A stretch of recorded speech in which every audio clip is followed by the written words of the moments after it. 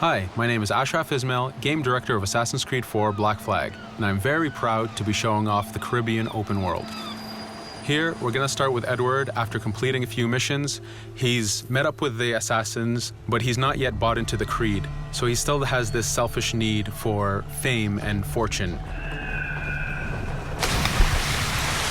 Edward is one of the most unique characters we've created for the Assassin's Creed universe. He is a man who is still trying to figure out who he is in life and what he wants to get out of it. At this point in the story, he still wants that fame, so one way to get it is to complete these assassination contracts. This is a way to make money and to gain a bit of notoriety. So here we go. We have 2 targets to take out, 2 Templar brothers. So we're going to accept the contract, and the world map is going to show us where this contract takes place. So we see here that the contract is actually very close to us. It starts in the village we're in, but as we zoom out, we want to show you the world that we have. Many locations, over 50 locations, centered by Cuba, the Bahamas, and Florida up north. This is a massive world. There's a lot to find and do in this Caribbean Sea. But now we'll get back to the Fisherman Village and go after our targets. The Fisherman Village, it's one type of location in this world.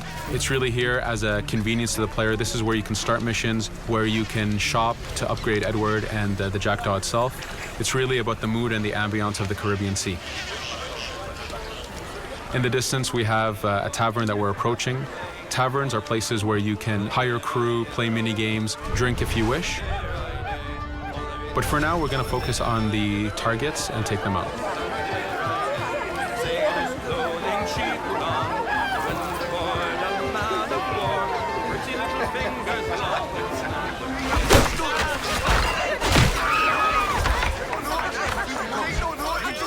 Now that we've taken out one brother, the other one's going to bolt. Just like classic ACs, we can chase him down and take him out that way, but there's many ways to complete this contract. We can use the new free aim system to shoot him this way, to eliminate him that way. We can jump onto the ship and take him out with his crew, but instead we're going to let him escape into the sea and follow him with the Jackdaw. This is your ship. This is the second main character of the game. You're going to have to customize and upgrade the ship as you go on this journey with Edward.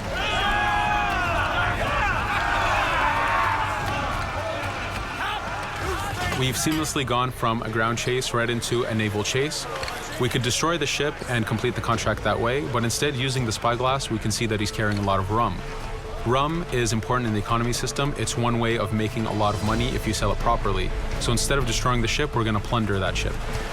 Fire! Here you can see the upgrades that we've made into the naval combat. Using the front cannons, you can shoot chain shots to slow down the ship. Using the new round shot mechanic of trajectory aiming, you can aim for the hull and do a lot of damage this way. This specific enemy is what we call a frigate. Frigates are the type of ships that you need to destroy as fast as you can, because the longer the fight lasts, the more damage they're capable of doing. We have other enemy types like the Charger or the Man of War. The Man of War is a massive ship capable of carrying over 100 cannons. These are ships that you really need to upgrade to be able to face. But now that this frigate has been demasted, we can start the boarding. Boarding, it's very important. You are a pirate. This is how you gain cargo. This is how you take on ships. So here we can start the boarding from any orientation or angle we wish. The distance even matters. If you get too close, the 2 crews will just jump right into each other. If you start a bit further, you can jump in the water and go in for a sneak stealth attack. We have 2 objectives to accomplish for this boarding. We can take out the captain, and we need to take out some of his crew. So using the swivel gun, we will efficiently take out a lot of the crew. And now we'll go for the captain using Edward's navigation abilities.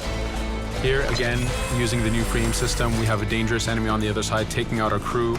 We can easily take him out with a headshot. So what we see here is that 2 ships have come together to create this 3D environment where, using your assassin abilities to navigate, to be stealthy, you can take the advantage and get the kill by surprise. Now that we've taken out the captain, we still need to take out a few of the crew members to complete this boarding. Now that we've plundered the ship, we're going to gain that rum that we saw earlier, but we're also going to gain ammo and crew members and some gold. With every boarding, there's 3 options that you can do with that ship. You can gain crew members, you can send the ship to your fleet if you wish, or you can salvage a ship to repair the Jackdaw if you took too much damage in the fight. In this case, since we did well, we're going to send the ship to our fleet. Now that we're back in the Caribbean Sea, we needed to make sure that every minute something is being advertised to the player, something new for the player to do. In this case, we have this uncharted location. These are what we call playas. We have over 75 of these in the Caribbean world. Every playa has something very important for the player to find, something that will help in upgrading Edward or the Jackdaw. So it's in your advantage to explore these locations.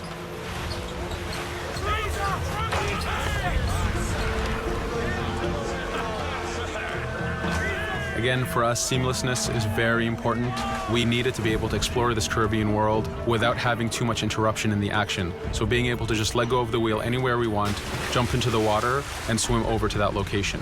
This is very important for the mood and the immersiveness of this Caribbean open world. Here, as we get on the playa, in the distance we can see that there's a faction battle, but closer to us we can see that there's this poor drunken sailor who's passed away. But being a pirate, of course, we're going to loot his body and see what he has for us.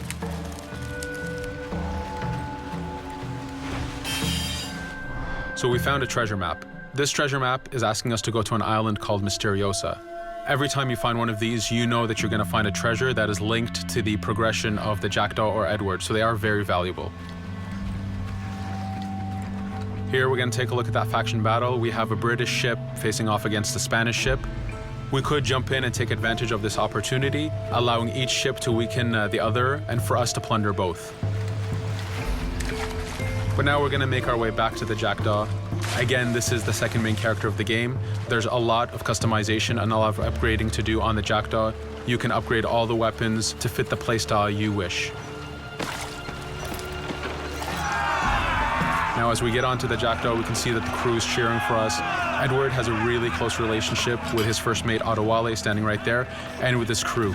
And this is something that you'll see later in the demo, that we can lose and gain crew members. Again, using the spyglass, we can really see the contents of a ship, but you can also assess the danger and threat level of these ships. But for now, we're going to continue to Misteriosa to find that treasure. Here we've crossed into a harpooning zone. The harpooning system is connected to the hunting system, which is used for upgrading Edward himself. So you can upgrade the number of weapons he carries, the ammo that you can carry, and even his health. But for now, we've moved past that zone and we've got into a storm. Storms are very dangerous. If you're not careful, if you don't know how to navigate a storm, you will take damage to your ship and you will lose crew members. In the distance, we can see a water spout. This is a tornado in the ocean. These are very dangerous. They can suck you in, and when they do, they tear the ship apart and take out your crew. Here we can see its effect on a ship. This poor ship got sucked in and got destroyed. Storms are very dangerous, but we wanted the player to take advantage of this. When you've mastered a storm, when you know how these systems work, you can pull enemies into a storm and let the storm do damage for you. So there is a strategic element to using a storm in the world.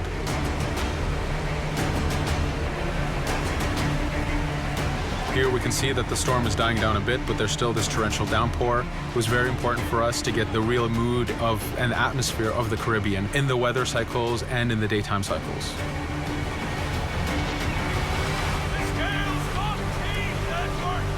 But here, since we've survived the storm, did pretty well, let's order our crew to sing.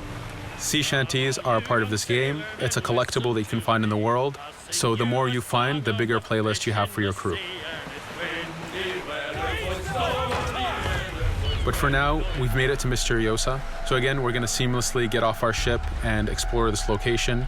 Misteriosa is a Mayan ruin. Mayan ruins are heavy with stealth and navigation capacities. There's a lot of treasures and hidden discoveries to be found in these locations.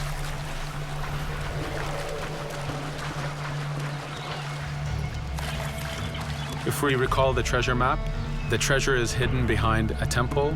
So just by quickly looking around, we can see that temple looks about right. So that's our objective. We'll head there. As we go this way, we can see there's a lot of guards on the beach. We could go in and fight them if we wish to, but to show off that this is a mini open world, we're going to try to find a different route to get to our objective. Here, we've seen a guard. We don't want to alert him, and we don't want to alert the guards on the beach, so we're going to use our stealth ability to take him out silently.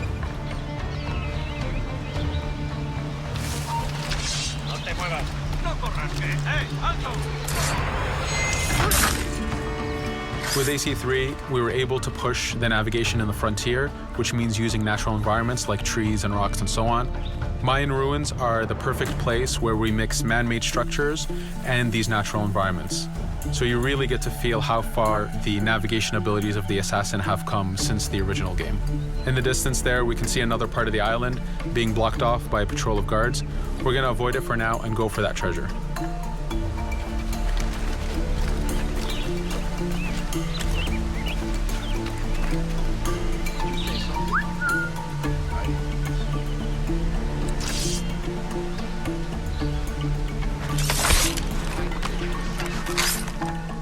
It's important for us to be able to give the players new tools, specifically for stealth. In this case, we have the blowpipe. Using the berserk darts, you make your enemies go crazy. Effectively, this means that they'll attack anything and everything in sight, including their own friends, animals, or Edward if he was in the way. So you do have to be careful with how you use it. But now that we've caused a distraction, if we happen to fall down there, at least there's already a bit of damage done for us. But using our navigation skills, we're able to get past that area without any trouble. There in the distance, you can see the jackdaw placed exactly where you left it when you got onto this location. It's really important for us to show the beauty of this Caribbean world. The Caribbean has some amazing vistas, and we pushed ourselves to replicate this in the game.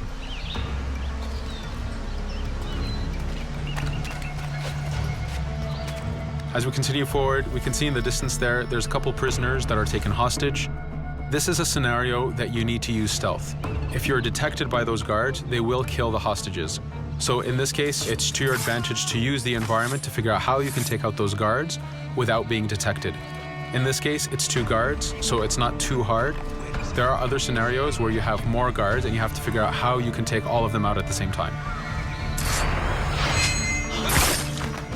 Now that we've freed these prisoners, they are more than happy to join our crew. This is just one way of gaining crew members. As mentioned earlier, there's the taverns. There's actually many different setups of gaining crew.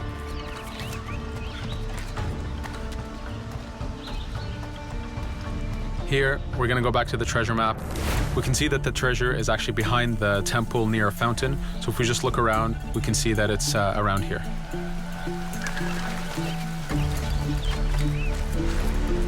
Now that we've found the treasure, what we've actually found is a blueprint. Blueprints are incredibly valuable for the upgrading of the jackdaw. This is how you can upgrade the biggest and most devastating upgrades of the ship. So here we're approaching a reach high point. Just like classic ACs, synchronizing with a reach high point reveals the contents of a location and the map itself. But as an added feature, because this game world is so huge, there are many different locations, this also becomes a fast travel point. So now you can, by synchronizing, now you can come back here anytime you wish to collect those treasures that we passed up a bit earlier. Here we've reached the end of the demo. This was a tease of the open world that we have. We're very excited to be able to show off this game and to let you play it very soon. Thank you for joining us.